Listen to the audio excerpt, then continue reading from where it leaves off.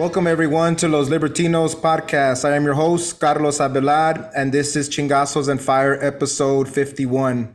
Our guest today is AJ Van Slyke. He is the CEO of Renegade University. He has been on this show before. He was the first episode that I ever did. And over the years, I've gotten to know AJ in a more personal friendship way. I've hosted him here at my house. I've invited him in. He's hung out here a couple of times, stayed with us for a couple of days. We've done the whole river walk, took him down to the river walk, had some fun, drinks, started fucking early. It started early that day. We were opening up that bar that day. And a good time, yeah. Yeah, a lot of fun. But overall, AJ is a very cool vato and always will be a part of the Los Libertinos familia. And welcome, AJ. Yeah, thanks, Carlos. Glad to be back, man. Yeah, Glad man. to see how good the show's doing. You kept going. Yeah, man. Now, more than a year. You told me, hey, consistency, keep throwing chingazos. Okay, so Yeah. That's what I did. Yep. If you keep putting yourself out there, man, this internet thing will, it'll show you dividends. Pay dividends. So I'm kind of excited. Well, not kind of. I am hyped. I'm a little hyped that most of my shows, like in the intro, I said that. Well, I don't know if I put it in the intro, but I basically said that. Oh no, I did, and I posted this that I usually do show notes. And man, I'll spend like time trying to do my show notes, and in my mind, I kind of visualize the, kind of the parameters of where the conversation might go. I don't, it's basically a game plan, right? I mean, I really put thought into it, but this one I wanted to do a little different because you're not like any of the other guests that I've had, besides being the first guest. Like I said in the intro, yeah, you're like a homie. We talk a lot. We message each other, and for sure in the past, for sure year and a half. For sure since our first interview, a lot of events, different paths you might have taken, different forks you might have hit. You were there in a lot of those, and so I want to hear about them. But first, like in every episode, I do this, and it's funny that I'm going back to my game plan. For anybody that hasn't heard or know anything about you, can you give an introduction? And like I said, first episode, I'll put a link at the bottom to the first episode. But please give an intro for anybody that's new to the show. Oh, sure. Okay. Well, I was an athlete growing up and through college and professional. I played professional baseball for a while. And then after that, I went to work on Wall Street. I worked for Peter Schiff for about 10 years. I did that. Various jobs, but I moved all over the company doing different things. But eventually I kind of ended up on the media side, and with writing and podcasting and stuff like that. That's how I got involved in the Tom Woods Show. So I originally was a producer of the Tom Woods Show and the Contra Krugman podcast, and I helped out on the Peter Schiff Show and a few others. So I kind of fell backwards into the digital media world, and podcasting and that kind of thing, and libertarian podcasting or Austrian economics podcasting, stuff like that. And through that, I ended up working with Tom's businesses like Liberty Classroom and things like that. And at some point, we got to work on Renegade University, and we kind of wanted to build a higher education version of Liberty Classroom. So, that product is designed for like advanced high school kids or younger. If you're smart, young teenager, you can take a lot of those courses.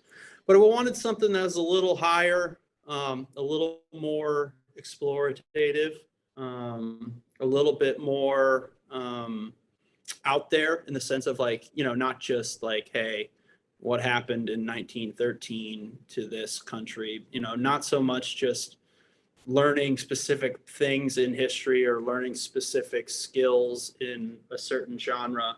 Wanted to take it outside of that realm and build courses and higher education about things that you can't get anywhere else. There's a lot of things you can't learn in universities, and some of the things that they do want to teach you are, while that might be a good topic, you're going to get some sort of brainwashing nonsense. So I wanted to find the best professors that had been, pushed out of academia, and give them a place to teach and a place for people to learn stuff. Without the administrative state of the college education system. So that's how we started building RU, and been doing that for like 4 or 5 years now. And that's where I'm at now, just working on that project. So it's been a project of yours with other members. You recently shed. As you're saying that, I was thinking of like a snake shedding its skin. Can you talk about how the most recent, not recent, but the newest like shedding of skin, what that means for RU and the direction that you're trying to take it in? Sure. Yeah, I mean, so the original, head professor of RU was Thaddeus Russell. And this year he decided he wanted to go do his own thing. So now it's just us, me and my original partner. And, while that's not preferable, it's the way it is. So, yeah, we don't have a head professor at the moment, but we still have many courses on lots of good stuff for people. And we're going to bring new professors in to keep teaching like we've been doing for 4 or 5 years now. So it's a bump in the road, but, I don't think it's anything we can't, we can't get around and keep building the dream that we had originally, which is still, if you look around the market now, there's more competitors coming in. You got like Masterclass and Udemy and all kinds of other, college-ish level classes that people can take online. But we do something different. We're not going to try to teach you like, how to use PowerPoint or like, how to be a copywriter is probably a good one, but, we're not like, we're not a skills-based platform. We're not trying to bring in celebrities like George Bush and Hillary Clinton to, teach you about statecraft or some other bullshit.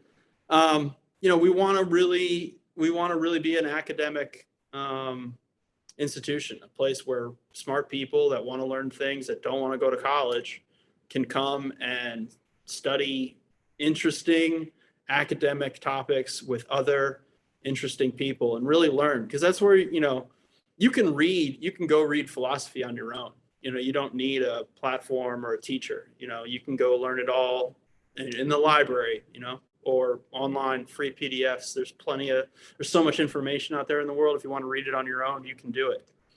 But there is something about interacting with professors and with your fellow students that can't really be replicated. And there's an old Roman saying that iron sharpens iron.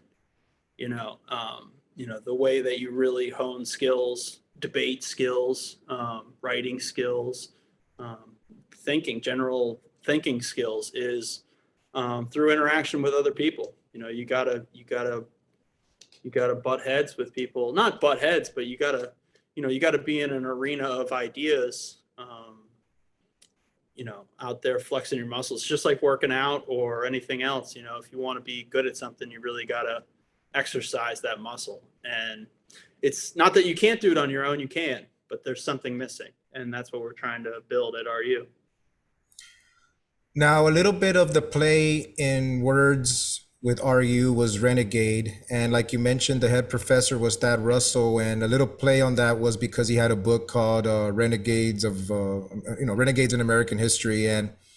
And in Renegade History of the United States. yeah, that one, there you go. And in that book, he talks about how like all of the drunks and prostitutes and all of those the misfits and the gangsters and all that were the people that really pushed culture, but that aren't really talked about or known about in normal or taught about in normal universities. Yeah, it's true. What you're still RU and the word renegade is in there. How are you going to make Renegade in your own vision? Like, I know you gave it right now some, but how do you make Renegade your own? Well, just by nature of, I'll start with this. Just by the nature of the business, we're renegades. So, higher education is one of the most powerful institutions in America, in the world. It's a many hundreds of billions of dollars a year industry. It's protected by the federal government in multiple ways. And it's a cartel. It is we just this past week, the federal government forgave, umpteen dollars of, who knows how much in student loans. It's a bloated business. The student loan crisis is out of control. And this whole higher education facade will not last forever. And they certainly don't want competition. They protect themselves from competition at every turn, anywhere they can. And so just by the nature of trying to undermine that business, we're renegades. So I think the business name fits no matter what. But then second of all, just from a political point of view and from the censorship-based society that we live in, anybody that wants to teach something or have an idea or think about things that are outside of the political acceptable opinion of the day today is thrown out, is either thrown out of academia, thrown off social media, thrown out of good society, ostracized by their friends and family, oftentimes. And being a libertarian or an ANCAP and running in those circles and having those friends and it's not just us. There's other political genres that are, persona non grata in today's America. And so just unfortunately, there is an intersection of politics and academia that I wish wasn't there. I wish they were separate things, but they're not anymore, unfortunately. If you want to talk about, I don't know, pick a subject. Like, I'm trying to pick something that's not that controversial. I don't want to talk about, but let's talk about maybe like IQ. Let's say you want to talk about IQ. Well, if you try to be an academic today and write or talk or speak about IQ and its effects and, whatever, they're going to crucify you. It's a topic that is not allowed to be discussed because it, various reasons. It's sexist, it's racist, it's has no scientific basis, blah, blah, blah, on and on and on and on. No matter that there is, decades and decades of scientific research on the topic going back for, I don't even know when they began IQ work, but it goes back quite a ways. You're not allowed, So unfortunately, academia has become political. So so we can get into that. So in that way, we're also renegades, even though we don't have a political affiliation at the university. Now, we just want We just want to find the, we want to have the discussions and the courses that you're not supposed to be having, that society wants to shove off to the side. So does the role of being CEO and the role of what you're going to allow on the platform uh, have any tension? And I say that because, and I'm asking because about a minute ago you said, "Oh, I don't want to say anything too controversial." So were you wearing your I just CEO moved the hat? Were topic. you, I was but it's pivoting. okay, Vato. Hey, what would be considered off? What is considered something that you don't get into, or you feel that that that subject isn't worth getting into because there's a lot that we can touch upon that maybe uh get into that. I mean, you might know of some that I'm talking about. Um, what does being a CEO and looking at it from that perspective, and then also the perspective of like if you were on the student side, like how I would be, or maybe on the side of the teacher, like the people you're going to want to reach out to. uh how does being CEO kind of, how are you going to navigate these waters, right? Because you're still trying to run a successful business, Yeah, that's but also exactly you're right. so how are you going to navigate those waters? Because you know they have to be, Yeah, that's a good question.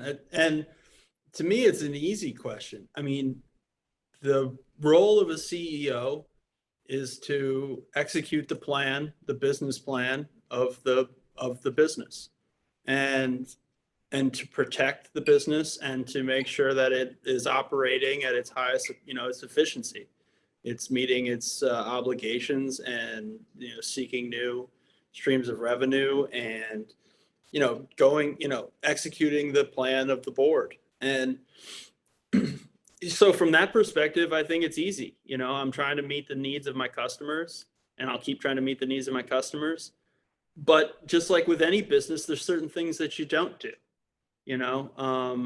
And I think that's one of the big problems in academia, is that it doesn't have the profit and loss system. That natural profit and loss system has been excised from the university system for well over a century, and probably before that. But hold on, I got to interrupt you here. So if they don't have the profit and loss system, why are they scared to talk about subjects that wouldn't even affect their profit if they don't even mess with that kind of shit? You know what I'm saying? I'm trying to ask a little Well, bit.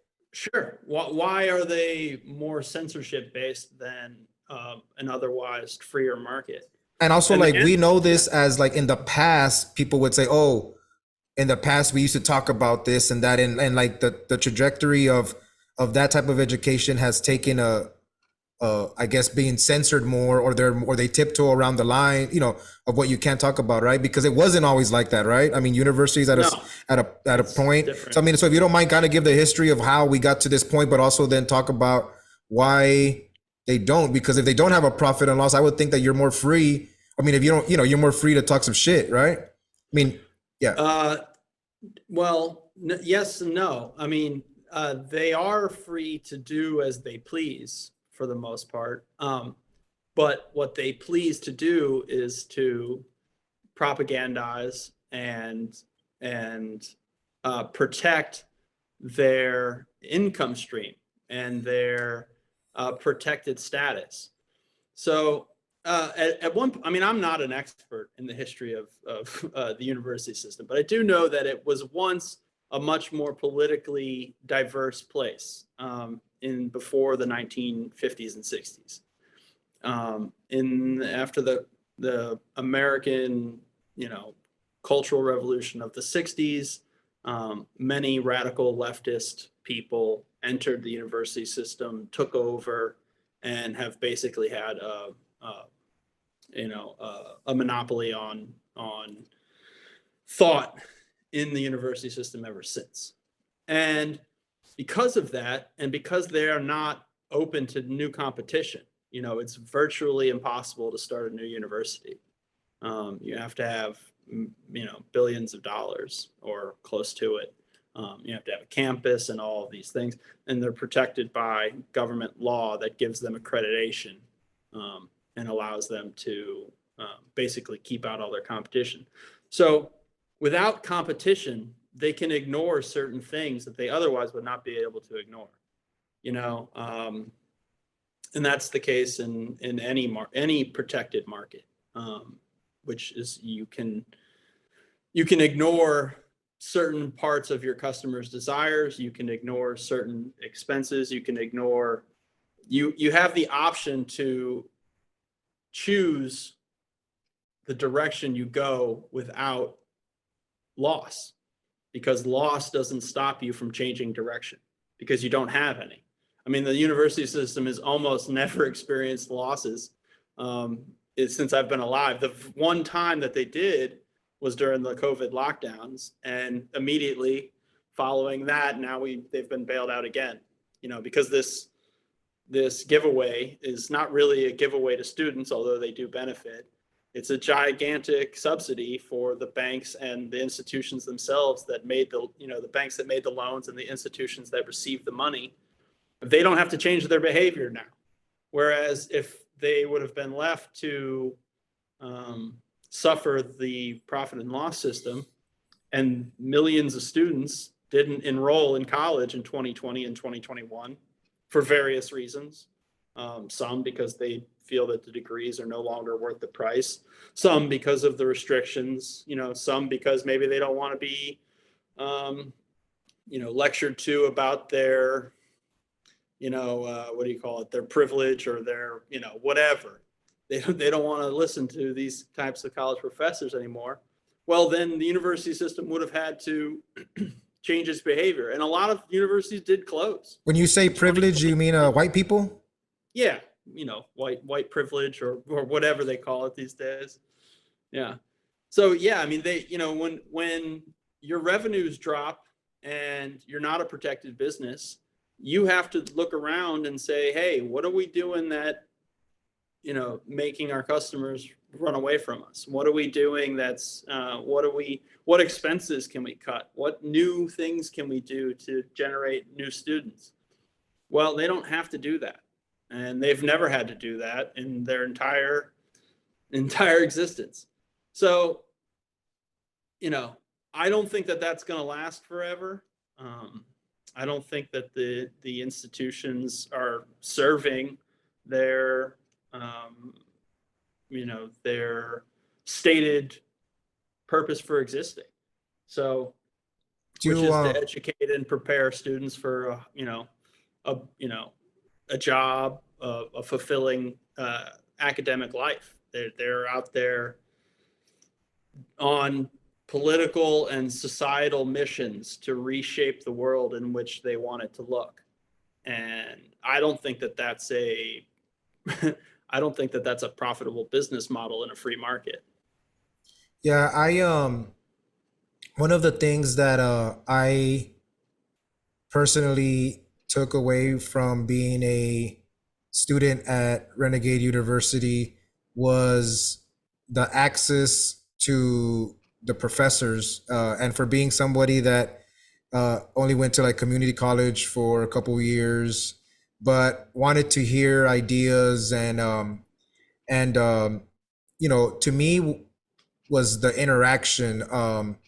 Really, to be honest, what I liked was like the sizing up of people with these degrees, not sizing up. I don't know what I'm trying, in a little bit, like, it's kind of like, yeah, you just get to talk to them a little bit, and, most people, nobody's really like upset or nobody gets hostile or nothing. It's just, they all understand that there's people there of all kinds of people. And if they're there sitting in the class, they obviously know they want to learn, Mm-hmm.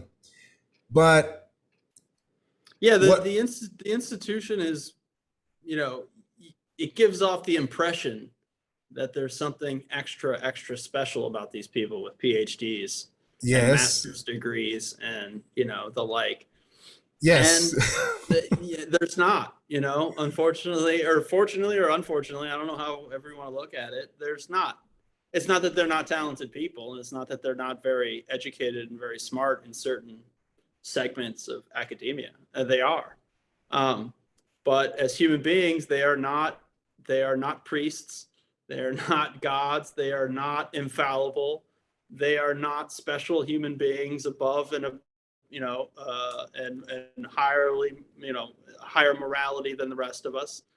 They just happen to be good at one specific thing, which is great. And I want to provide a system where they can, uh, be paid for their expertise, but which doesn't treat the rest of the students as if they're lowly peons that are, um, to be grifted upon by, um, predatory lenders Yeah, and because you academic administrations. yeah, because you're even kind of saying like even a prof or a professor or anybody, because it doesn't have to. I'm assuming it doesn't have to be a professor to teach at RU. No, most of the time we try to get people with PhDs. We prefer that, Sure. just because of the excellence. But if you're we have had courses taught by people who were not PhDs. You just have to be an expert. Um, that So used to be what that meant, at some point in time, but I don't know what it means anymore. yeah, and so a little backstory, and I'm sure you know this because we've talked before, and you know a little bit of my history. But for anybody on listening to the podcast, the way that I got interested in wanting to size up a little bit some of these people, even if it was online, was because the way I got into all of this was I used to call into the radio, and then I was invited onto a panel locally here, a panel on this show called the Jack Riccardi Show. It was like four people would come on, and I was just the radio guy that would call in, making like, the Ron Paul guy calling in, right? And one day they said, "Hey, you want to come into the panel?" And the panel was like the news editor of the local newspaper, and like a banker for a big bank, and like the former DA or something like that. And I was nervous, because I'm out of my league, but Yeah, I still they got, have that prestige. Yeah. yeah, but I still got invited. So if you're getting invited, the host has to know you're bringing something to the table, because you're all about to sit at the table, right? I mean, Yeah. even I guess if maybe they think that you're gonna make a fool out of yourself. I mean, you don't have to, but you're coming to the table. You're invited to the table. So, but when I was there, I thought I handled myself okay. I thought I handled myself as good as you can for against them, probably all having at least master's degrees and maybe more degrees than that. And I thought that was cool. I thought that that feeling of being able to be able to kind of talk to the people that are out of your educational league, but they're still human beings, was something that was very unique and a man. When I left that, I felt good, man. I was like, oh shit, what the fuck? That was kind of interesting, So I got that same feeling when I was in the RU classes, talking to different people that would come on. Um, and I bring that up because I think the mission of RU is important, and and I also think that there needs to be more people that have that feeling like I did, to elevate the whole conversation for everybody, for everything. It's um man, like just the feeling of talking to people that wrote books and all that like, man, I don't even know how to read, but I'm talking to people that are like wrote all these books and stuff. So I don't know. Well, I guess, really, can you speak to that feeling that you want your customers to have? Because I'm telling you, as a customer, that was the best feeling, was like raising your hand and asking a question to people that are way smarter than you. And in this podcast, I'm doing that too. I'm still doing the same thing of asking and talking to people that are way smarter than me, but I'm trying to capture and also kind of get a feel for and size up a little bit the person I'm talking to. Yeah, if there's one thing that I'd really like to change, or at least have some sort of impact on, it is that exact phenomenon where, if you go on Twitter and you find a debate on Twitter with some blue check mark expert, journalist, medical doctor, whatever, if they ever get challenged, the first thing that they run to is their credentials. They'll say things like, oh, I'm sure you know more than me about this, even though I have a PhD in astrophysics or whatever. I hate it. I fucking hate that arrogance. The arrogance of the academic world drives me nuts. The disdain that they have for average Americans, for working class Americans, people that didn't have the opportunity to go to college or didn't get a good education, which is a lot of people. It's probably most, right? It's probably most people. Yeah, most people didn't get to go to college, and a lot of people didn't even get a good K through 12 education, unfortunately. I mean, that system is very broken also. I'm not sure I can do anything about that, but for now, what I can do is try to bring the smarter people out there that are looking to, improve themselves. Not just the smarter people, anyone, any American out there that wants to improve their knowledge and challenge these academics and bring them back down to earth off of Mount Olympus. Yeah, that's good. That can only be good. For both sides, right? For even the professor, absolutely. Hey, they need to talk to people from the streets, or not from the streets, that regular people. Yeah, regular people. Look at where unquestionable expert opinion has gotten us in the last 2.5 years as a country. Look at what's happened. And I mean, every day for 2.5 years, somebody goes on the television and says, "Oh, this is the policy," and if anybody questions it, they are immediately chastised, ignored, thrown off social media. And then a year later, it's like, oh, well, now we found out that actually we fucked that one up, but don't worry, we're ready to be infallible all over again. This kind of attitude and this technocratic rule of academics and credentials really, really drives me crazy. And so as many connections as I can make between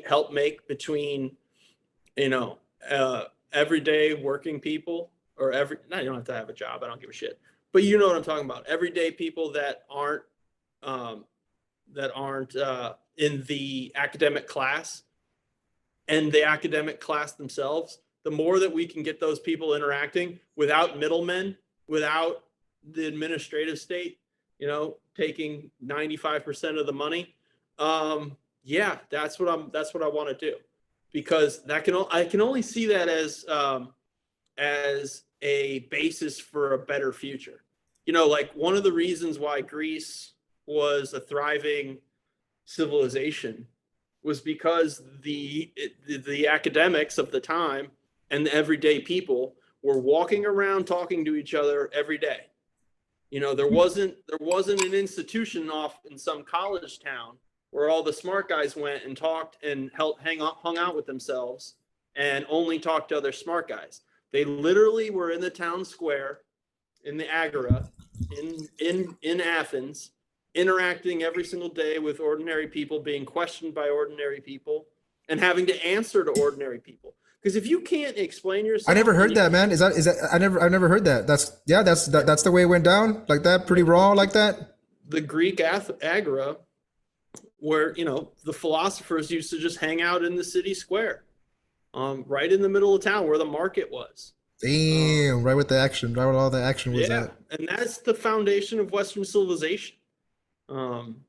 So I can only see that in nowadays, where we have this ability to recreate the same thing through the internet, where some guy working in a grocery store stocking shelves should be able to talk to a PhD in astrophysics at the Livermore lab if he wants to, or not just if he wants to, because not everybody can talk to everybody all at the time.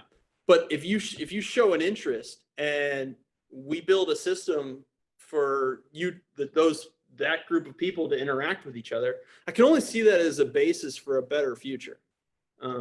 Yeah, because even for them, I would think, so this is just my brain here, freestyling here. I would even think that how you said, what'd you say? Iron sharpens iron, right? Or would you say? Iron sharpens iron, yeah. Okay. Even if the more they interact with, common folk or what, people that they don't normally, they're sharpening the way they're going to be able to communicate what they know in a different type of manner, and they get to start playing at different arenas, and they start making their tool bag of communicating their what they know to different people, so this isn't just, hey, students come to Renegade University. It kind of sounds like, hey, professors come to Renegade University, That's right. So and we also just don't know how much untapped talent there is out there in the world. I think a lot of people at some point in school who have a lot to offer the world get sidetracked.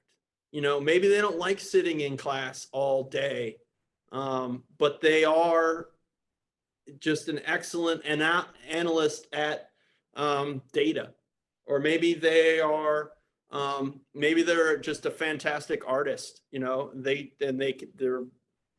great painter, but they had to learn trigonometry in order to keep taking art classes, or some other stupid thing that will sidetrack a student from pursuing his or her highest possible achievements. And they get screwed by this system of K through 12 public education. And then even if they make it out of that to the college system, you're forced to choose a major before you know what you want. You're forced to take classes that you don't care about. You're forced into this grading system that doesn't make a whole lot of sense. Like, okay, I can't do, or I don't understand geology, so therefore I have to wait. What? Why do I got to take another science class? What is this? What is this regimented system that is just trying to? I understand the idea of the classical liberal education and having a variety of knowledge, and that's fine for a lot of people, but it's a one-size-fits-all machine, and it's just a meat grinder. It's a meat grinder of money making and preservation of the status quo, just continuing and continuing, and it has no mechanism to change. It just has no way, because it doesn't experience losses. And so also, therefore, it's not going to change until we build a new system outside of that in order to, like I said, to bring students and professors together, and also to, get to that untapped potential in Americans, everywhere, all over the world. How like biker gangs and shit like that. So those type of renegades, they wear those patches, like the 1%ers. Uh-huh. And as you're saying this stuff, and earlier I don't know. Do you know the 1% and all that stuff? No. 1%, the 3%. Okay. Or 3, or no, I don't know. Well, whatever, 1 or 3, whatever it is. But the reason I brought that up. Why, man? What do you got? Oh, I don't know exactly. I'm not an expert in it. Oh, okay. Yeah, I guess. I don't think it's a good thing. Well, check it out. Maybe it is, but and the way I'm going to say it right now. So when you were talking right now, what I was thinking was that RU, or what you're trying to do, or the mission, is for the 5%ers, because like you said earlier, 95% of the weight of government is on education and students, because of the bureaucratic, all that weight is what stops a student from, being, excelling, or even a professor from excelling. Yeah. So I started thinking like that, because I remember one class, and I forgot, it was a lady. I forgot her name, but I remember I asked a question and it was just my way of asking a question. And this lady said, "That's a good question. That sounds like it should be a thesis for a PhD or something like that." And I remember I was thinking like, "Oh, really? That's pretty cool." but I guess I just brought it up in that, and I just say 5%ers. It doesn't mean that, but what I'm saying is, that's how my brain went to like it's for the 5% of people that don't want the weight of government telling them how to learn or how to teach. You Yeah. know, and you know what, I can fuck with the 5%ers, man. I'll fuck with the 5%ers for sure any day. All right. Well, we're gonna go research what those mean after this, but I don't think it's a good thing. So let's that's funny. So while we research that, we'll get into some other topics. So something cool that I always enjoy when I hang out with you is learning cool shit. And one of the cool things that I remember the most when we hung out was you telling me how San Antonio and its missions. I didn't even think like this on how they were all probably structured for military, for building, for agriculture, for all these different things. And I was like, oh shit, man, I guess you're right. And you were like, yeah, there's probably a quarry around here, and there's probably some, obviously water has to be close, and all this shit. And I was like, what the fuck? I was like, yeah, I guess I never really thought about it that way. And then you tied it back to the history of like Roman history, and how you've that's some of your favorite history. Can you kind of speak to a little bit of, I don't know, man, freestyle a little bit on that, and I guess I don't really have a question other than how, you had sent me a picture the other day of or a tweet about how Latin words, somehow we got to fajitas, dude. I don't know how we got to fajitas. Yeah. So I thought that was kind of cool, man. But the influence of Roman, and man, you were, because when you and I start kind of getting some drinks flowing, we start having some cool conversations, man. And I'm still waiting for you to grab one, but yeah, it's, but talk a little bit about some of that, man. That's always interesting stuff. What I sent you, I think, was an etymology dissension of the word fascism and fajitas, and that if you go back far enough, they I love fascism. I love fascism with flour tortillas, some green peppers, onions, and some green salsa, and a little bit of cheese. Yeah, that they share the same root word, I think, in Latin. It followed all the way through, man. I was like, what the fuck? That's kind of cool. I didn't fact check that because I'd have to ask an actual language expert. But I mean, it looked like it. It looked pretty good to me, man. Yeah. But yeah, that was pretty funny. Fajitas and fascism. I think they don't really go together, but same word apparently. Anyway, yeah. So I do, but that's why I love Roman history. Roman history is my favorite topic. If I have any type of knowledge in the realm of history, it's in Roman history. And there's one, I think I was originally fascinated with it because it's just cool. And I used to play computer games, and I would always want to be the Romans or legionnaires and all that good stuff. I just loved. What are legionnaires? Yeah, I just loved it. But there's a deeper reason, and the deeper reason is that it is the root of everything in our world. It's the root of our governmental system. It's the root of all of our languages. All the Romance languages come from Latin. It's the root of, it's so deep in our coding. Even the rockets that go to space, and I'm pretty sure this is true, are descendants of the Roman roads, because the Roman road was standardized for a horse cart. And so roads were built under that measurement. Later on, railroads were built to the same measurement. And then all the way into the space age, they had to build the rockets to be able to move on rail. So all of these things have come down to us from the Romans, and we have such detailed history about what happened to them, how they came to be, how they grew, how they ruled, and then eventually how they fell. And it's like having a guidebook, it's like having this, it's like having the prequels in Star Wars or whatever. You know, we're very lucky as a civilization to have all this knowledge about how we got here, what mistakes we've made in the past. Um, and so every time something happens, I try to think like, where'd that come from? How did we get here? What would the Romans do, or what did the Romans do, or that's been tried, Wait, what is one that has been tried but failed, like Roman, like why are we doing that again? That failed.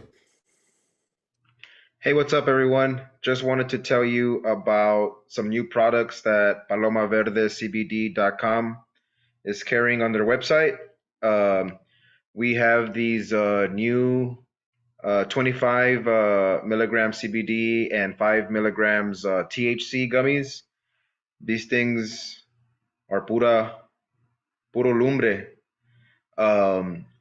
We usually have parties, and they're always like bumping. We have good parties here at the house. It's a party house here, and we had received them, our new order or our new shipment, and we gave them out to everybody. And it was funny, man. We had some friends come over later, and they're like, the vibe is a little different. It's people were playing, like people that normally don't play pool were playing pool. There was like jazz music. It was kind of mellow. And I remember like, yeah, it's the gummies. Everybody is mellowed out a little bit, and they have a little bit of the THC is kicking in. So these right here are legal under the Farm Bill, because the dry weight makes it that way, but the formula has 5 milligrams of THC in them. So go check out palomaverdecbd.com. Get yourself some THC gummies.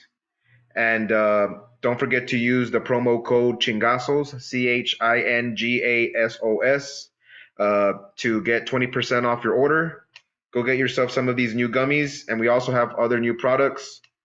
You're going to enjoy these. We do. Peace. So one way is the military. So early on in the Roman Empire, serving in the military was a very common and prestigious way to rise in society. So if you wanted to be somebody in Roman society, you would usually enter military service around 16 or 17 and work your way up. And when you had served your time, you could get land grants, you could get public service jobs, you could get, but you would also just generally have a way into the middle class of Rome. Well, at a certain point in the empire, after the civil wars and after a few dictators and lots of promises and lots of war, service in the military was no longer of interest to Romans or Italians, or even just generally a lot of people in the empire. It wasn't, things had changed to a point where there wasn't land to be had if you served. You no longer could really move up in society, and service had become extremely inglorious and what would be the word, insufferable. I mean, you had to travel to the far reaches of the empire, to places that were not very civilized, and it just wasn't the thing that it had been in the first, many centuries of the Roman Republic. So let me just interrupt you real quick, just so I can get a vision. Centuries of this form of being able to get into the middle class, they basically built enough of a middle class that that path wasn't as easy as it used to. It's actually the opposite, unfortunately. Okay. They had destroyed the middle class so much that it had separated from middle class out to many more poor people, and many more rich people, the Roman Empire became an oligarchy. You know, a lot like what is happening in America today, where the top classes got calcified and it became very difficult to move into them. And the lower classes also became calcified. So it was very difficult to move from one class to another. And so Roman citizens just became uninterested in serving. And so they had to import their soldiers from outside the empire. They started importing German soldiers, Spanish soldiers, North African soldiers, soldiers from the East. And because only if you lived outside of the empire and weren't a citizen, was there anything attractive about serving in the military. And so Rome's armies became armies of foreigners, people who were not Romans, didn't think of themselves as Romans, didn't act like Romans, didn't adhere to Roman morals and laws and all that stuff. And so now you have the defensive, even though it wasn't very defensive, the defensive and war-making machine of the Roman Empire is no longer connected to its population. That's a lot like what is happening in America today. You have a class of people running the American military, for one, who run the system based on graft, based on how much can we squeeze out of the budget and to make more and more and more complicated weapon systems that we may or may not need in order to squeeze more money out of the state. And you have less and less American citizens that are interested in serving in that military because it doesn't benefit them. Not nearly, one, because there's less prestige in it than there used to be, but also because there's less benefit in it than there used to be. So you see the lowest, not lowest isn't the word. You see the lower classes and immigrants being the ones that are going to end up serving in the military more often than, Americans who have been here for generations, who may have had fathers and grandfathers and great-grandfathers that served in the U.S. military, who are no longer interested in it. So is that good or bad or what? I'm not making a judgment about it. I'm just saying it's very similar to something that happened in Rome. And you can see that in many, many instances when it comes to the Roman Empire compared to the American Empire. So the question is the same, but they rhyme, as they so the question was, why, what was something that they did in Rome that you see as we're doing it again, but in the context of Rome, now correct me, man, but let me see, like, it was to keep the empire going, and what they did made it weaker, and they ended up like falling, but they were still an empire.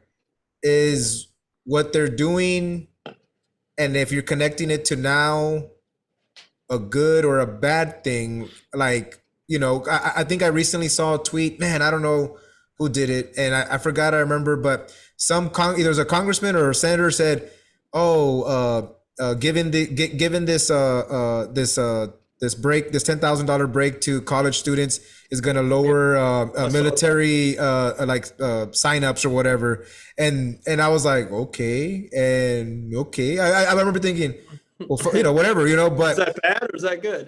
Yeah. So in that vein, I'm asking the question: is that good or bad? That we might be doing the mistakes of Rome, but maybe in this time we don't have to become, the empire can decline slowly in a way where you have enough time to adjust to the declining empire, or the empire would just collapse on our, because you recently wrote a piece on the Libertarian Institute,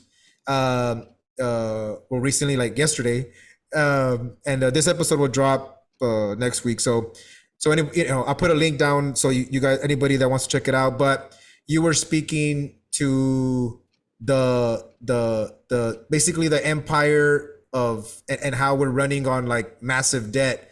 I know they had some of that back in Roman times, and you can probably tie some of that together because I think what either like they debased their currency with coins, right? Their coins got Yeah. smaller, all these different things, and you could talk a little bit about that. But I know that you have brought it up that you went to some of these rooms. You know, can you talk about the Sure. piece you wrote and also how that ties into this current subject that we're talking about? Well, to go back to your original question on the soldiers, is am I happy that less people want to sign up to, go fight in foreign countries? Yeah, I mean that makes me happy. Do I think it's like overall in the long term a healthy thing for the United States of America that people don't want to defend it anymore? No, I don't think that's very healthy. Now, I understand why they don't, because who wants to go fight and die in a foreign desert that has nothing to do with the defense of American people? I don't blame them. I mean, I don't want to sign up for it, and I would never want somebody I love or care about to sign up for it either. But that's not the same as wanting to serve your country in defense of your actual homeland, in defense of the land that you were brought up in defense of the people that you know every day. Real soldiering, real defense is a thing that any nation needs and needs to have. And having its citizens earnestly want to defend it, earnestly want to serve it, that's, in my opinion, a healthy, or at least historically, has been a healthy attitude for a thriving geopolitical structure.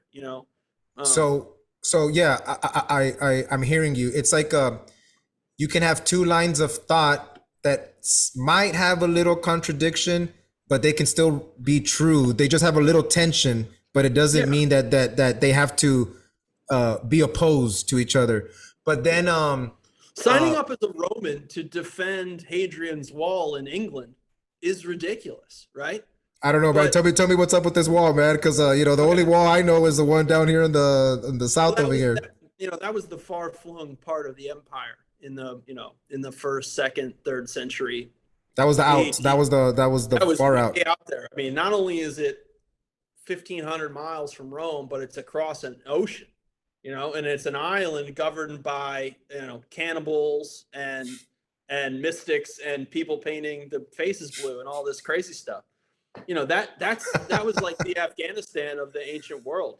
Mountainous north, completely unruly people, different religion, different thoughts, different morals, different languages.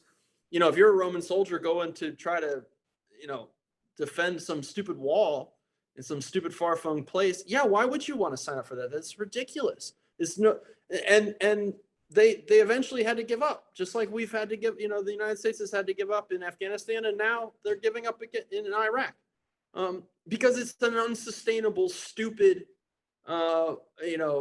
policy that is only there for not for the benefit of the population, but for the benefit of the empire itself, or for the megomaniacal maniacs running it.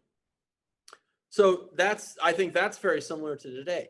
But wanting to serve your country or your republic in defense of that actual republic, on its own soil, against foreign invaders. So what makes it become its own soil? Thing. But what makes it become its own soil? As you expand, the soil. This is our soil. This is our land. So because that's a complicated question. I mean, America's been an imperialist type nation for a long time before there were 50 states. From the get go. The whole project itself is an imperialist project in a way, or whatever you want to call it, a colonial project. I mean, they call it a colony. But Rome was a colony too. And then eventually, the people became Romans, called themselves Romans, even though they didn't all start off as Romans. At the beginning, there were Greeks and Latins and lots of different tribes that lived there. But eventually, society becomes a thing, and you're not gonna, we're not going back to the colonies. We're not going back to the. So I'm just saying, if you live in a place and you want to sign up to either protect the law or protect the land from danger, from violence that is unwanted by the population. I think that's an honorable thing for the most part to want to do that. But to go and serve overseas in someone else's land and defend a wall or a base or a mountain or a valley that doesn't speak your language, isn't part of your country, doesn't want you there, that's a completely different thing. And it's, understandable why that would change, or that why, people would want to do that. So Yeah, it almost there's that. sounds yeah, it almost sounds like you need an educated, like you said, oh, like you, I mean, I don't hear that often though, the like the way that you said the word like soldiering.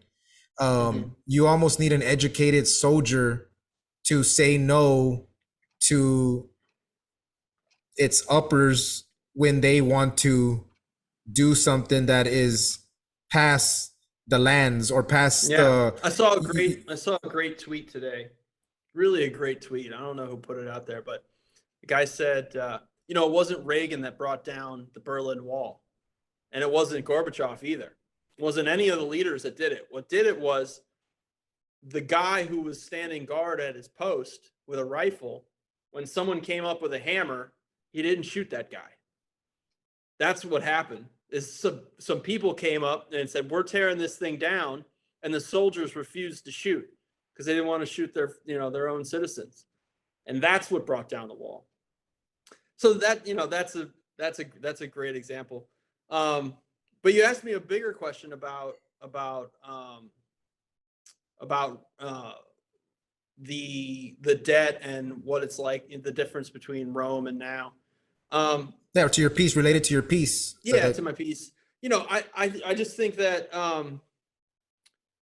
that is one of the lessons that we're not taking at all, is the relationship between economics and money creation, debt creation, and its relationship to empire. Because the Romans didn't have the same type of ability to create debt like American empire does. American empire can borrow money that doesn't exist. The Roman Empire couldn't really do that. They could debase currency, like you said, so they could make more money out of the money that they did have. They could take on debts, but they could only borrow money that existed. They couldn't borrow money that didn't exist. So they were limited in that, and so it took them longer to destroy their currency than it's taking us. But the principle is the same, which is they were, I've seen people argue against this, but they were spending money in order to expand the empire, and to do so they were robbing their own people, and that had a lot of effect on, like I said before, calcifying the classes, creating more and more poor people and more rich people, which is not good for any society. If you can't move up in the society that you live in, it's likely to be unstable. So that lesson is so clear. The way in which expanding the empire, fighting unnecessary wars, was extremely detrimental to the people that lived there, to the people who lived inside the Roman Empire, who were being thieved every day to pay for the glory of this empire, and it was having no actual benefit to them.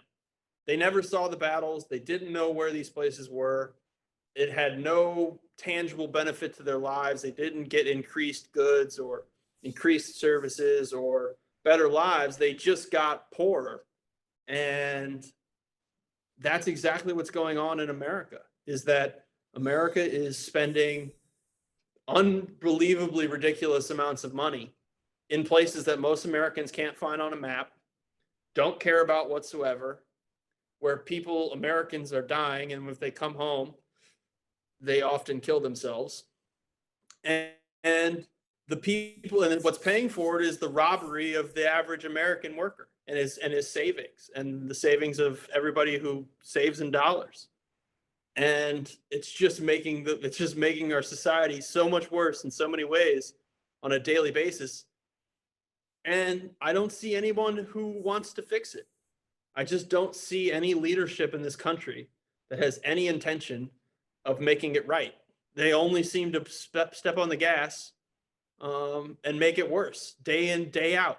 I mean, I didn't check today, but how much money did we give to Ukraine today? Because yesterday it was $1 billion, and the day before it was $3 billion, and the day before that it was $40 billion, and then the day before that, every single day it's like they wake up and just cut them a check. Oh, I didn't write you a check today. Oh, here you go. It's ridiculous, and I just it baffles me that. I mean, I know there's a lot of resistance to it, but not in the leadership class of our country, not in the oligarchy. They're just, everybody's on board. And even in other countries too. I just saw some lady from Germany say, "Oh yeah, we're going to do this for another decade. You better get prepared to suffer because we got to send more money to Ukraine." What? These people are out of their minds. So I'm gonna do a little pushback. And do you think that people that are educated in like that know Roman history like that, or like, you know, or the debasing of how empires have failed before in the past, you don't think that maybe, and I'm saying this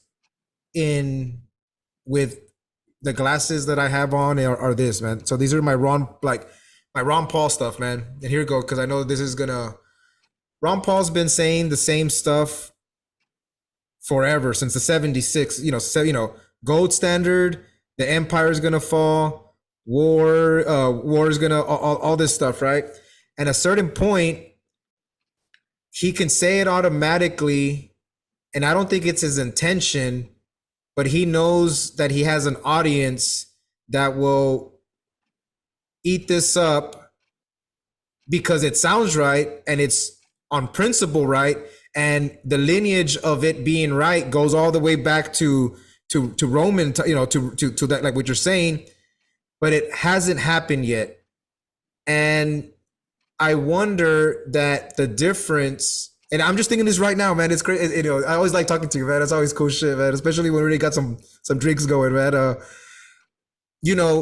Back then, maybe there was at the time in Roman history, but back then there wasn't these corporations that technically were giving maybe kickbacks to its investors. And when I say that, let me say it this way: like somebody today that has a 401k or has something invested or works at a job that is kind of normal, but they have this, or maybe somebody that, even though they might be opposed to the empire and all that, there are these multinational companies that even though there's stealing of the people here by debasing, like we were saying, a lot of people, and actually I think it's a lot of people that are invested in this system, also benefit from our pillaging of other countries and taking of resources and all that, and that they figured out this balance of like, we can continue doing what we do,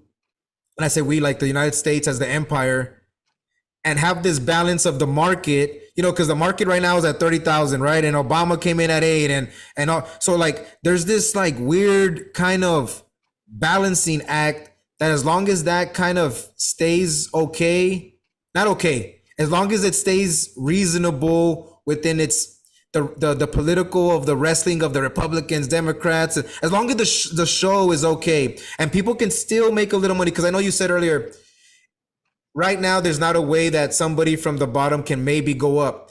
Man, I think there is. I think that if... Oh, of course there is. I'm not saying that there's not a way. So there is a way.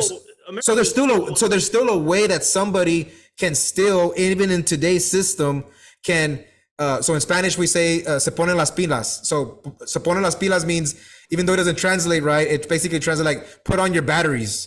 Like, you good, man? Good? Sure. Yeah, I'm good, man. Yeah, I'm not saying that there's not a. But I don't want to focus on that. What I want to focus on is, what I want to focus is on that. When is this empire collapse gonna happen? Because at a certain point, I kind of feel, no, this is like true shit, man. Check it out. I feel like I've gotten to the point of, since 05, 06 with Ron Paul, 07, all that, that I kind of feel like I just have to prepare for when it does, but I'm not going to pay as much attention to the collapse as I used to. Well, sure. I don't know if that kind of. You gotta live your life, but when we started talking about this, I said I've heard people argue against this, which is exactly what your question is what I was referring to, which is I've seen people on the left argue that there are no downsides of empire, that empire is a benefit to everyone who lives inside the empire, that if you do all the math, that living inside of an empire is a net benefit because of all the excess resources you steal from other countries, because of all the multinational, like all the things you were saying, that this is all some sort of net benefit. It doesn't have to be from the left, though, right? I mean, I could see a little bit of that. I've seen it from people on the left. But I can see that too, right? You can see there's benefits to being inside of the empire, right? There are benefits to certain segments of the population, yeah. But I do not believe that. Put it that way. History tells me that the people who live inside of the empire eventually are the ones who bear the heaviest burden. You know, it's not like people in the 4th century BC were saying, "Oh, I'm so glad that we ruled over Britain for 4 centuries because now I have I have all of these, I don't know what they would have gotten from England, tin.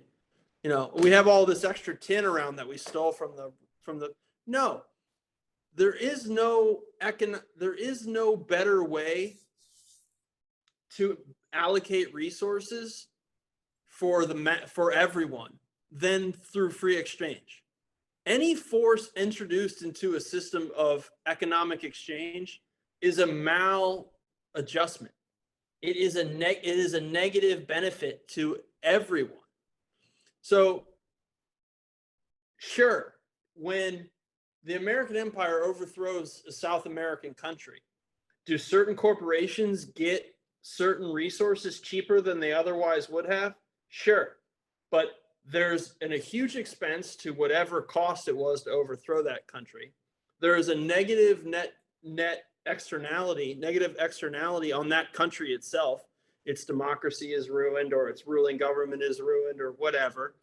The people in that country do not get the benefit of the resources, and they're therefore not able to compete on the open market as well as they would have, which through comparative advantage of two countries would allow both countries to benefit. Hold on. AJ, hold on. I got to interrupt you real quick. But when you said, I just can't let you skip over when you said the corporations get an advantage, but the investors and the people that have 401ks connected to those corporations, they also are making money too, and so they look away. They look away because even though they might be in the right left, who's like political game, when they go home and they open up their whatever their shit, even back then, if there was investments like that. They don't, that's at home. You're not in pub. You're not at Thanksgiving dinner talking some shit about your philosophy and all that. But when you open up your statement, you're like, the empire is not too bad. It looked pretty good for me this quarter. Remember, and I'm not advocating for this. I'm just saying that the system today is starting to kind of, at least the way I see it, is like, man, it's fucked up. The empire, it's fucked up. But if you're within it, it's almost like you better learn how to play the game as somebody that lives in an empire instead of, talking shit about it. So, I talk shit about it, but man, I'm starting to learn the game. I'm starting to play it a little bit differently. And I don't know if that's good or bad. And even though I said I was playing devil's advocate, who knows, man, what I'm playing right now, man, because you know what? Well, I care about my family. I care about my family's well-being, That's fine. Personally, I won't participate. So even if it was a net economic benefit to live inside of the empire, I will not contribute to it. I won't support it, and I won't profit off of it.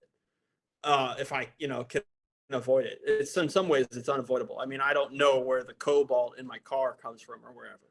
But To the Hey, we extent got to that bring I it back to cars in a little bit, dude, because the cars was the first episode, man. But yeah, you're right. But Yeah, you're right.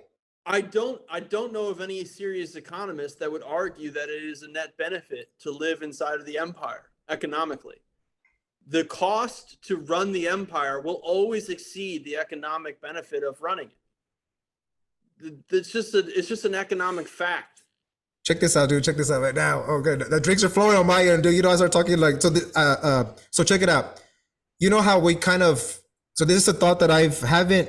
Maybe no, man. This is my own thought, man. Is that the new generator of not the new, the different type of generation of culture. You know, we talk shit about California and New York, right?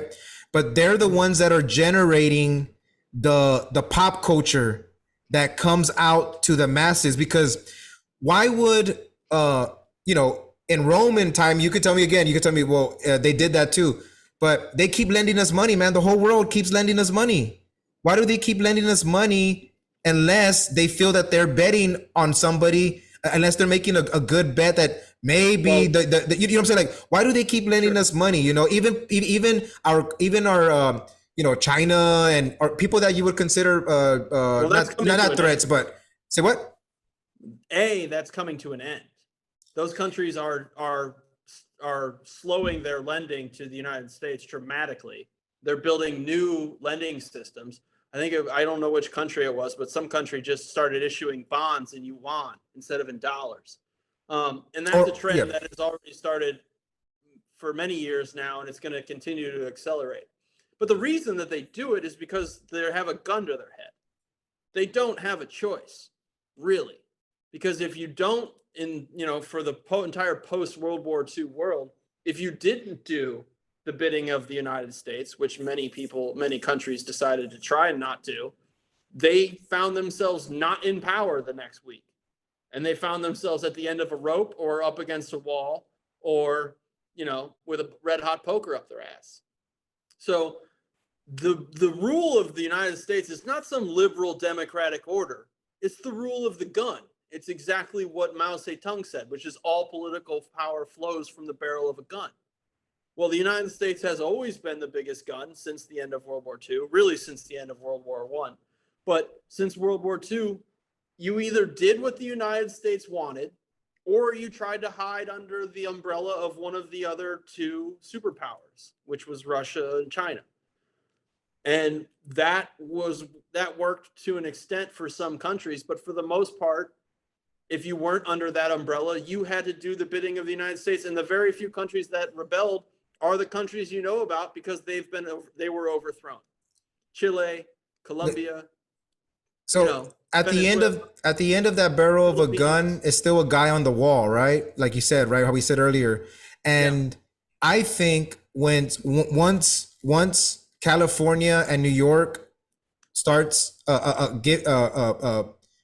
really giving out, not giving out, like putting out boring content or content that the world doesn't want, or pop culture content that they don't want, I think that's when you might start seeing more of a decline. I have no reason to think this other than I think that has to be it. Like, why else? I know you're saying at the barrel of a gun, but man, I don't think that's it. I think there's a lot more reasons, and I think that I think culture, because we've heard this even in RU and bringing back, I've heard Thad Russell say this, and I don't know if it's true, but it's kind of like, the Russian Empire with all of its gun and nukes didn't fall because the most recent fall, like in the 90s or whatever, there was pop culture, blue jeans and music and shit like that was doing it, and that was like Western. But that wasn't the fall of the Soviet Union. The Soviet Union fell because they had economically destroyed themselves, and there was no way to keep it going. And luckily, there was a leader who decided not to enforce that breakdown with tanks, because he could have. Gorbachev, who died this week, could have tried to roll the tanks in and stop the people from demanding a better system, because they were desperately poor and they were getting all of this information from the West about how not poor the West was. And so they decided that they wanted a better life and they wanted changes. But maybe he didn't want to bring in the tanks because he was listening to Ice Ice Baby, dude, in the 90s, dude. That's what. Well, hopefully it was. I don't know why he didn't do it, but you know, we're all lucky in this world that that guy decided to not be a maniac. And that's why, you know, because when that guy didn't shoot, when that one soldier didn't shoot and the walls started coming down, he could have rolled in the tanks. He could have rolled in the Russian army and said, no, we're not breaking up. You're not going over there. We're going to enforce this with the barrel of a gun. He didn't. And I hope that there's something similar happens in the United States, because we're heading down the same path, which is we are becoming economically bankrupt. We will go bankrupt completely. We're already bankrupt now, but the country will further descend into misery and chaos and social strife. And at some point, you know, January 6th will look like a picnic. That was my next question. I was about to ask you, what do you think of January 6th? That was one in my head. So freestyle it, dude. I want to know what you think. I mean, I paid little attention to it at the time, and I pay as little of attention to it as I can now, because I mean, before it, I mean, it's a clown show. It's stupid. It was clearly a setup, and I refer to it as the mass trespassing incident. Okay, hold on, man. That's all it was. Is some people trespassed. Who cares? No. Hold on, man. Hold on. Okay. They can send them home. So this is something I have to. This is something that either I have to be educated on, or my fellow homies that see it like the way you see it. Like, I cannot imagine like as much of you know. So you said that it's a setup, right? Like, yeah. or setup, like. Yeah, it was clearly a setup. It was easy to see it was a setup before it happened. Okay, explain the setup so then that way I know what you mean, because I've actually never had a conversation with somebody that has, like, I see it on Twitter, like where the right, you know, I'll say the right, or, you know, or they just kind of ignore it as, and I know it wasn't like a insurrection and something like that, but something happened there that wasn't, there was a lot of natural juices flowing, and it wasn't just, I think, a setup where just machine drones acted like, you know, there was a lot of free will flowing around there, and a lot of that free will went towards thinking that there was going to be a change. Something was going to happen with the government that day. I remember, you know, calling into the radio station that day. And, some people thought that. I'm sure they did. Some people, or a lot of them, or most of them. I don't care if it was all of them. It's irrelevant. Okay, so what's the setup? I mean, this is cool. This is good conversations, man. This is fun. You know, so what is a setup? There's numerous ways. I'm not an expert on this day, but if you talk to somebody who we're just freestyling, man. We're just freestyling, little freestyle. What happened that day. I mean, this is such a stupid thing, but yeah, the anger out of the people who showed up that day is a real thing. They really were angry. They really do think the election was stolen. Was the election stolen? I think most elections have been stolen for many years in this country. I don't think, and I mean, it depends on what you mean by that word. But I don't think elections. Do the states that certified their electors, the electors that they sent to go vote, you know, were those, you know, rigged? Now I get that they did some fucked up shit with COVID, but the certification, like somebody that's elected, whatever, it's a Secretary of State for their state or whatever, has to certify and put their pinche estampilla, right, their stamp. Were those, like, was that, you know? So that's the way I take it as. I'll just put it this way. I don't believe that 150 million votes can be counted in 12 hours. I just don't believe it. I just flat out don't think that that's a humanly possible thing. It's just not possible. There's nothing in this world that I know of that is that huge that can be accomplished by any level of expertise or money. I don't care how many resources you throw at something. You're telling me you can count 150 million pieces of paper or electron? No, I don't. I've dealt with data too much, and I just have been in or participated in too many large scale events to think that that is even humanly possible. So even if at some point in time down the road they actually do count all the votes, to announce who wins at the end of 12 hours after the voting starts, or 14 hours or whatever after the voting starts, oh, we know who won. No, you fucking don't. Like, I just don't fucking believe that at all. But whether or not the election is stolen is irrelevant to me. Yeah, the people, because I don't care. I hate democracy anyway. I think it's a really stupid idea. But the people that were there that day, sure, they believed the election was stolen. Sure, they were mad. Sure, they were protesting. But it was clear that the feds wanted to cause a problem. It's so obviously clear. But why? Their guy was gonna win. The feds, their guy was gonna win. The guy that supposedly was the guy that was the pro-Fed. What do you mean? You think the feds are on Trump's side?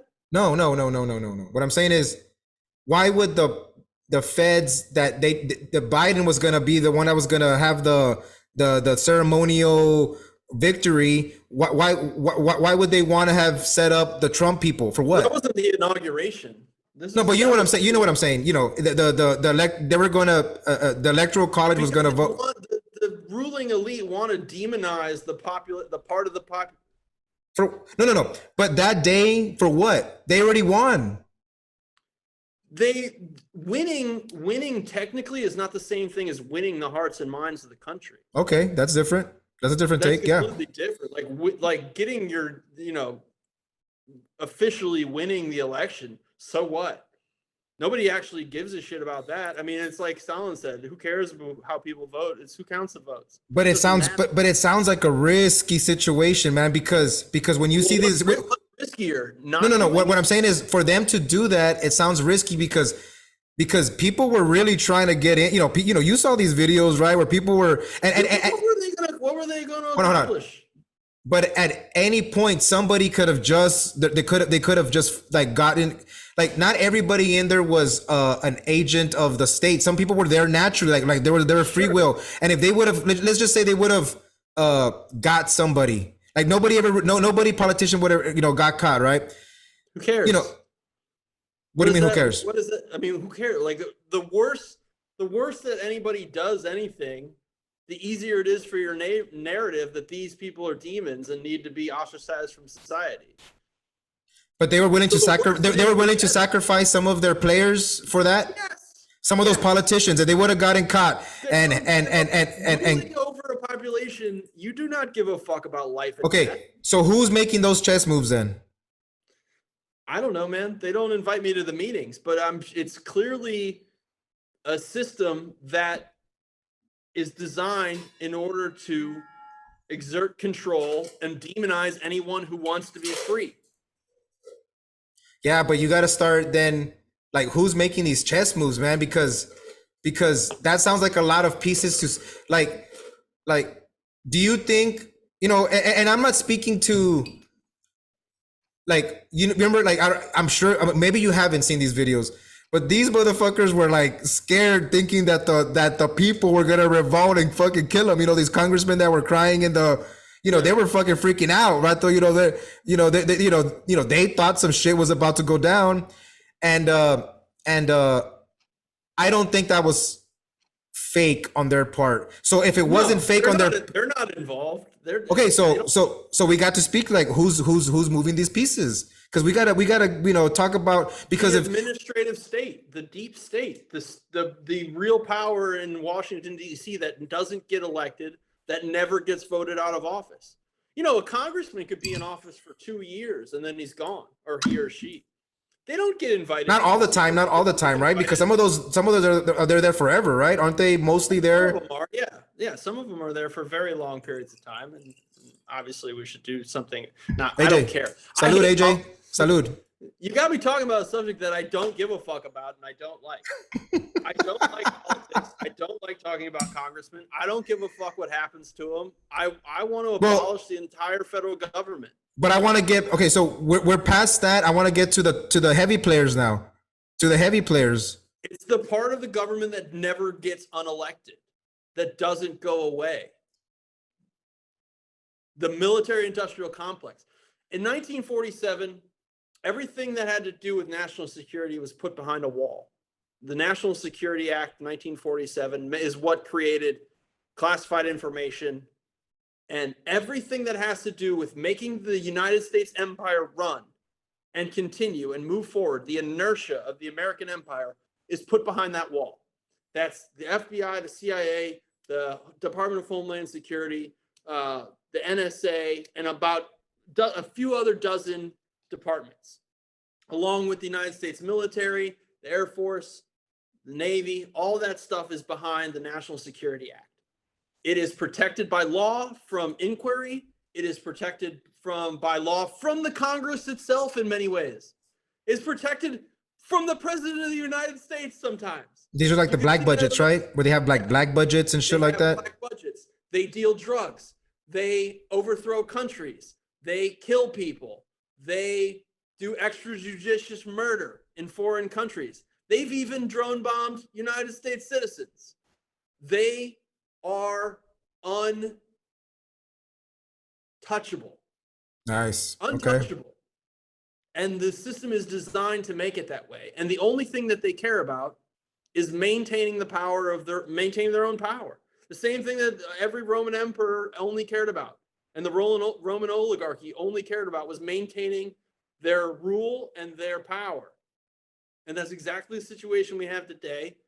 And those people will do anything. They will do anything. They will steal elections. They will overthrow dictators. They will overthrow democratically elected presidents. They will demonize their own president, their own commander-in-chief. They don't give a flying fuck. Hey, what's up, everyone? Please check out the Morning After podcast. It plays Mondays, Wednesdays, and Fridays at 7:30 Central Time. Justin and the crew, they're all funny vatos that the new term that I heard this past weekend was gringons, right? So basically somebody that's a gringo but chingon. Well, all these four guys, I would consider them that they're good vatos, you know.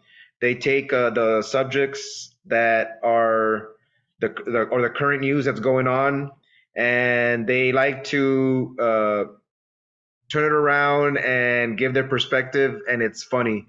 Now, the show definitely has an edge to it. So if you don't,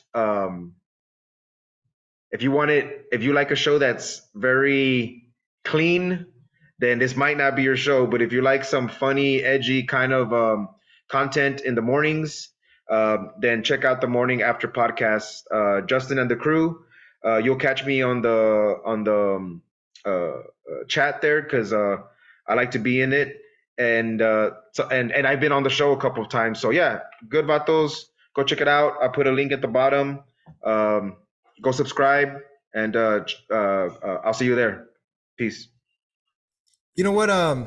My brain went to two situations here just right now, dude. Like 3 seconds ago, or maybe it was 5 or 6, depending on how much tequila I'm drinking. But I thought about when Jesse Ventura said, "Hey, when I won the election." Remember, because he won it, right? They could have cheated him. Whoever could have cheated him. He said, I was walked down to, or I don't remember the whole story, but he was like, I was in a room, all these suits went around me or something. And he was like, do you know, well, I don't remember the full story, man. I remember, but they basically kind of said it like, all these suits were like, do you know what you just did or something? Like you just won, whatever. The gist of the story is they wanted to know how he won outside of the system. Like, how did this independent? They asked him, like, what did you do different? Like, because they wanted to understand how something happened that they didn't predict. So it can happen. What? So it can happen. Oh, sure. Somebody can get elected that they don't anticipate. That happens. I don't think they anticipated Donald Trump being elected, but maybe I'm wrong about that. I don't know, but it seems like they weren't. And the other situation that I thought about was, even though I claim that I've only read a couple books, 2 books. I remember reading parts of books before I just put them down. But one part was when Rand Paul won, and man, I could be wrong about this, but I remember in his book, he put in there that Mitch McConnell, he met Mitch McConnell, I guess, like at an airport or some shit, and Mitch McConnell flew down and like real, like, and like I guess in a helicopter or some shit, and just came down like gangster style and was like, you kind of like, welcome to the club, but even though I know that the voting there's cheating in the voting, how do the elites respect the game if they know there's cheating? It almost feels like there was one interview again with Thad Russell where Curtis Yarvin, and I remember this, man, and this one changed my perspective, because Curtis Yarvin basically said, oh yeah, the Democrats, they basically cheated fair and square. And that just put so many lines, like that just lined up so much shit in my mind that made me be like, oh, they have their own game. They can't just cheat outright. They have to cheat within power structures of, like, I remember too, remember like when Bush won the Florida with the fucking against Gore. Well, of course he had home court advantage, because that Secretary of State, the Secretary of State also was the one, that she was the one I was going to certify. She wasn't going to and who knows if he won or not. I've even heard where like he goes, oh yeah, I've heard somebody else say, oh yeah, the Republicans stole that election and the Democrat. Mm-hmm. So like they do it to each other, but those elites, they play it a different game. And that's why I was saying, like, I know that you're kind of getting, I hope you're not getting frustrated with my question, Yvette, about some of this stuff. I just hate politics. I just really fucking hate it, and I just don't care. But to address your question is, yeah, the people in the front, the puppets that go on TV and pretend to rule over us, the congressmen and the senators, yeah, they cheat, and they cheat each other, and they cheat against each other, and they're all shitheads. But they come and go. Those people come and go. No matter even if they're there for 50 years, they still come and go. The thing that does not go away is the empire, is the administrative state of the empire. And it doesn't matter. It doesn't really matter who gets in and who's the congressman and who's the Speaker of the House and all that. It matters in the short term, I guess, in some way or whatever. But in the long term, it doesn't matter, because what matters is the state itself. The state is its own ends. It is its own end. It's an end unto itself. So the people who run the empire, who are actually the ones making the wheels of that empire continue down the line, they don't go away, and they don't care most of the time what the stupid congressman or even the president himself has to say. We have dozens of examples of people who just ignored Donald Trump's orders. So what the fuck does it matter if Donald Trump gets elected or not? If the administrative state isn't going to listen to the president of the United States, who cares? Who cares who that person even is? There is no saving this problem or caring or fixing it or arguing about it. I think we should just start ignoring them as much as possible and build a new system, because they're not only are they evil and horrible, but they're going away. The empire will fall. They don't have much time left. So we better get to figuring out something new. So speaking to that and getting past what we just talked about, the something new that you can be a part of, and really what you only have real control over, are your closest networks of people, whether that's in family, friends, business people, I guess, all your networks like that. We better start building new businesses and new models and new systems and new communities and new neighborhoods and new everything. So my question is, how are you doing on that front? More personal. I know that you had gone down to South Texas and were there for a little bit. For a while, I'd always jokingly say, "How are the Latinos down there, man? How are how are the homegirls? How are the homegirls doing? You know, and you must have built some networks there, some you Yeah. know, but you know, and how's your network now? You know, kind of speak to a little bit of your more how you're personally trying to build some of those networks as you're ignoring the empire slightly because it's still going to be a part of the education stuff of Renegade University. Obviously, it's if the empire's around, if you live in it, it's always around. But the more dense connections you have are the closest ones that are actually where there's feelings and emotions that flow. Um, how are you doing on that end, man? Well, I went down to the very border, very tippy bottom of Texas last year, and lived in Brownsville, right there on the border. And I got to tell you, man, I really like places like that. I really like living outside of not only American cities, like large American cities, but I like living in communities where everybody knows each other. Um, I like I like a world where people know you by your reputation. Mm, People know the good and bad things about you. that's cool, man. That's isn't that beautiful? I really like it. I mean, I really think that that humanity needs to move back in that direction. You know, we talked about cars last time I was on the show, but I think that is a minor symptom of a larger problem, which is just the atomized metropolis in America.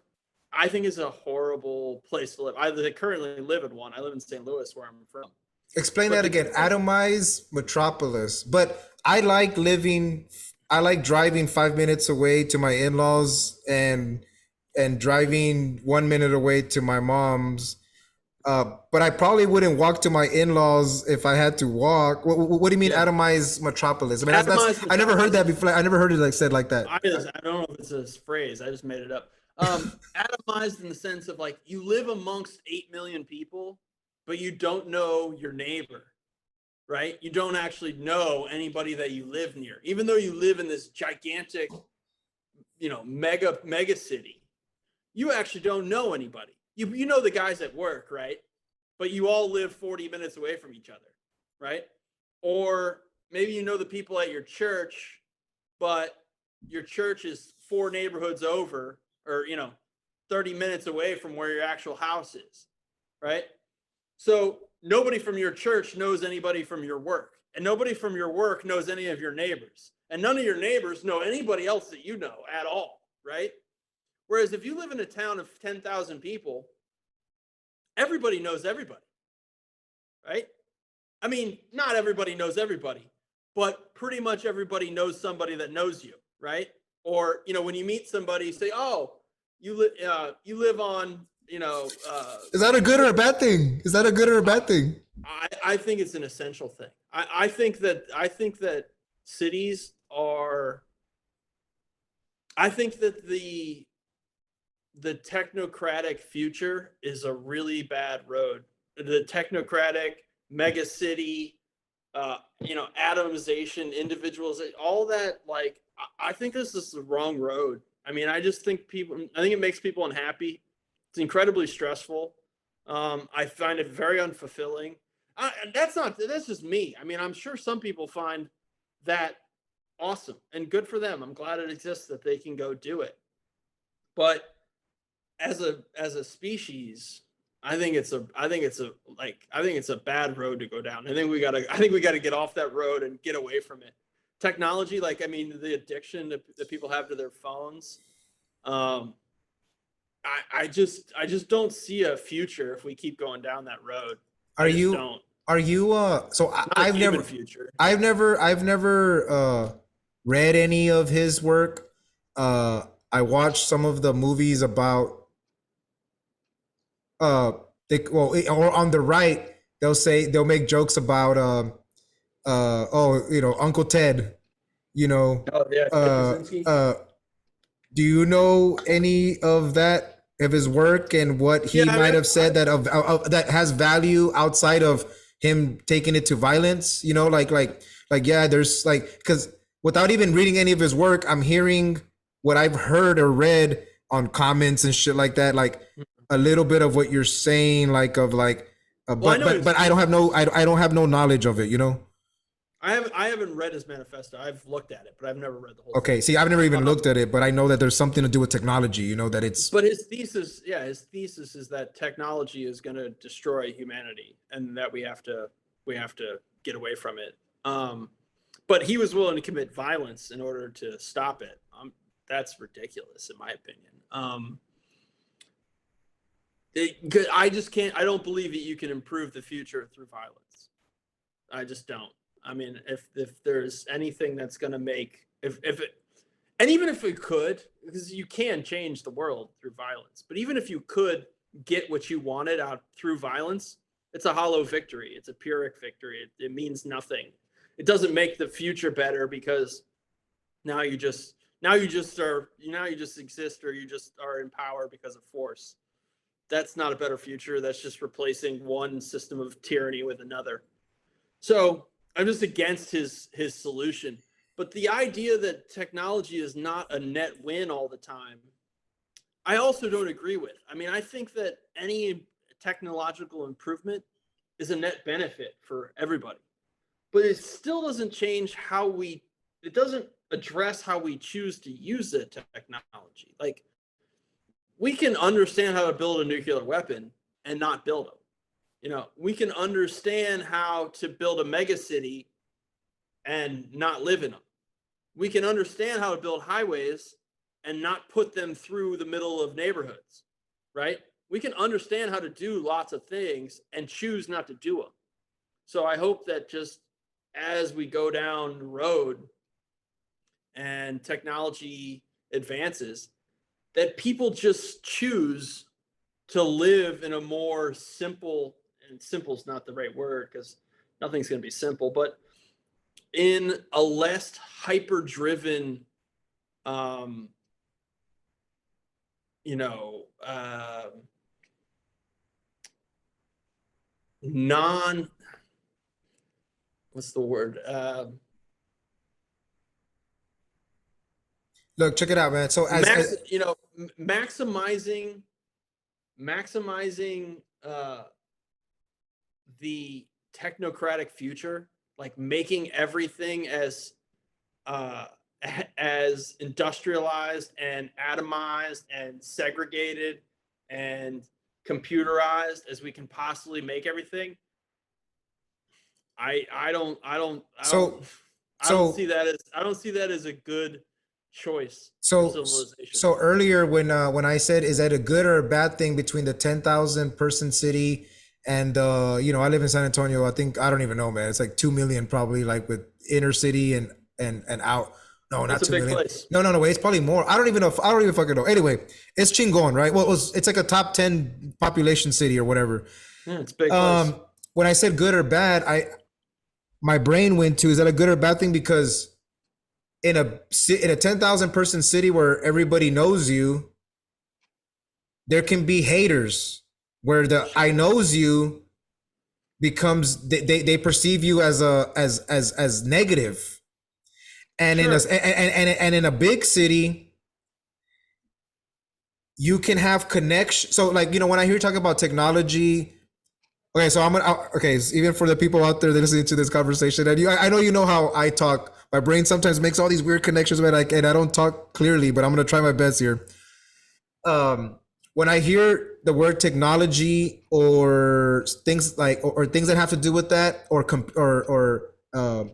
what I hear is connections that aren't emotional, and when connections aren't emotional, and or you don't want to make them, or you don't want to work for them, to me what it sounds like is that you're making yourself weaker or less able to make meaningful connections at the human level, at the biological level, at the level that that we really are still evolved to deal with. the Yeah. connections that we have. So I feel very, I'm puro San Antonio. I know it's ran lefty style. I know what it is. But when I say that I live 5 minutes away from my in-laws and 1 minute away from my mother, and and and we just had a party for Vanessa's birthday, right? And friends came over that normally come over, and they're like, we were introducing them to everybody, and well, Vanessa was, because you know how I get. By that time, I don't even know who the fuck everybody is. But anyway, the normal friends were like, "Oh, all your neighbors are here.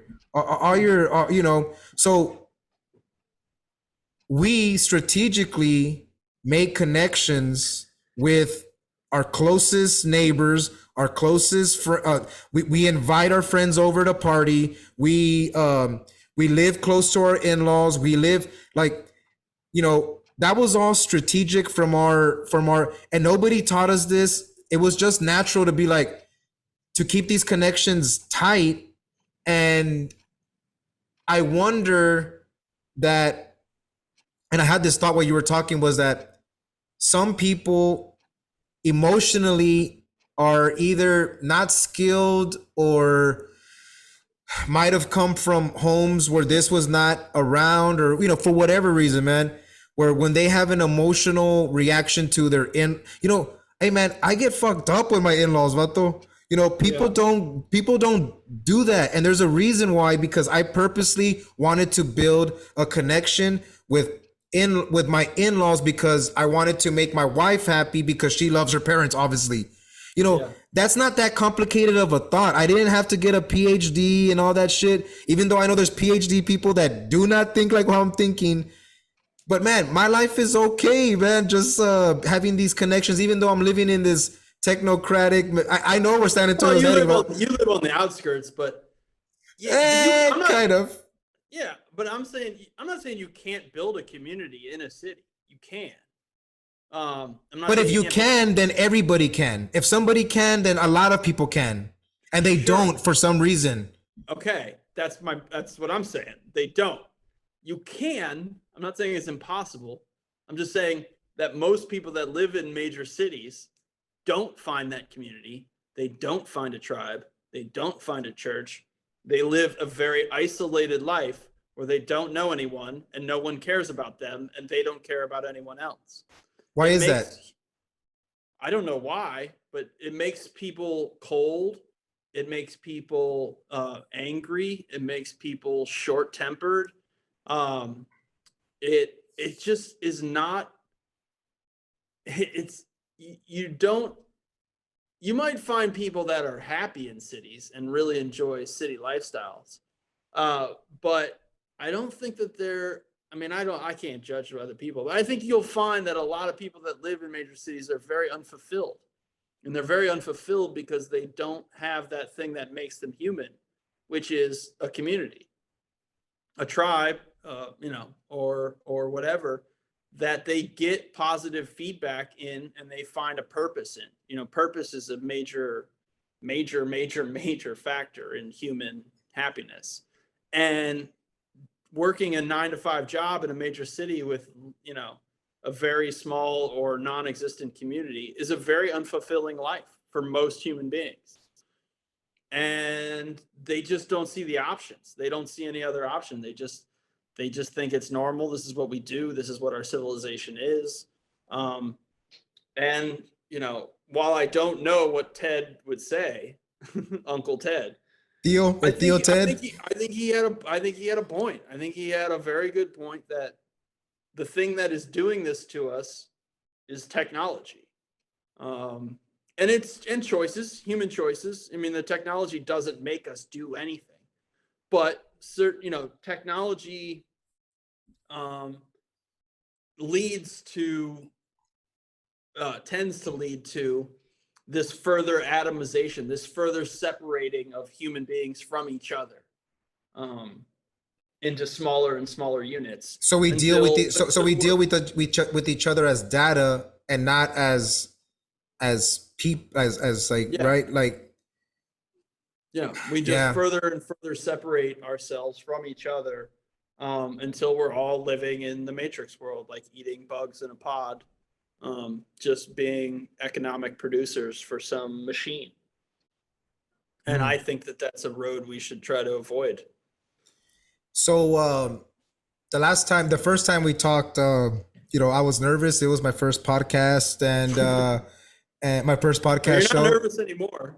Well, what I was about to say was that at that time, I was looking at the clock because, so we've done 2 hours, and while we were talking, I texted the wife and I said, like slowly, I was like, "Hey, me and AJ are flowing, but I don't know if he still got a little bit more time." So, that's the question. You good, or you? No, I gotta go eat some dinner. Okay. That's see. It's funny, man. 1 year later, now you're telling me, "Hey, I gotta go." I remember that first interview. I was like, "Okay, well, the interview's kind of over," and you were like, "Oh, that's it." You know.